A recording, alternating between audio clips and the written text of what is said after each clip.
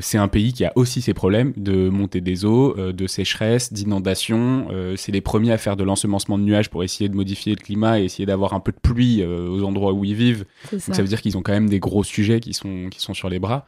Donc en fait, on peut pas juste les prendre en se disant de toute façon leur seul intérêt c'est de vendre plus de pétrole au plus de monde possible et C'est réussir ça. à l'exporter. Et la façon dont j'ai posé la question, évidemment, c'est hyper manichéen et c'est pas du tout ça la réponse que tu as dû apporter. Non. C'était quoi les intérêts du coup propres aux Émirats Arabes Unis qui étaient intéressants d'un point de vue écologique où tu te disais bah tiens ça c'est des trucs sur lesquels ils pourraient appuyer et potentiellement sur lesquels ils le font pour de vrai.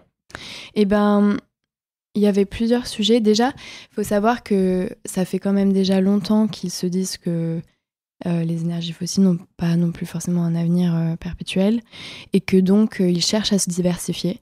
Et ils l'ont déjà fait. Par rapport par exemple à Bakou ou l'Azerbaïdjan, je pense que Dubaï est beaucoup plus en avance sur la diversification. Donc c'est encore énorme. Mais ils ont vraiment joué sur ça, joué énormément sur le tourisme. Et du coup, après, ils essayent d'en faire un tourisme durable. Ils jouent sur le financement, sur la finance. Et puis, donc voilà, ils ont tous ces aspects-là qu'ils essayent d'approfondir et lancer. Après, au niveau biodiversité, ils ont voilà, tout ce qui est protéger leurs côtes, protéger l'océan.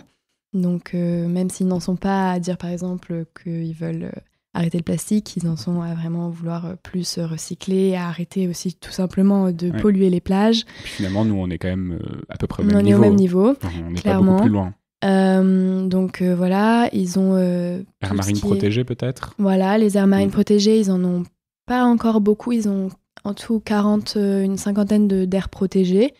Bon, après, c'est pas un pays qui est très grand aussi, hein, donc voilà. C'est déjà pas mal. Et ils ont énormément de mangroves. Donc, ils sont très sujets sur le mangrove et aussi, plus généralement, la déforestation. Ils ont des arbres qui notamment, qu'ils ont découvert, enfin, qui sont les arbres à dattes, qui sont en fait culturellement très importants. Et en plus, qui ont aussi des capacités de stockage de carbone très important. Donc ils ont découvert ça et maintenant ils mettent vraiment en avant sur leur politique et ils protègent beaucoup l'arbre à date. Donc ça c'est sur les sujets. Après ils ont tout ce qui est résilience voilà, à l'eau, au manque d'eau et à l'agriculture en général.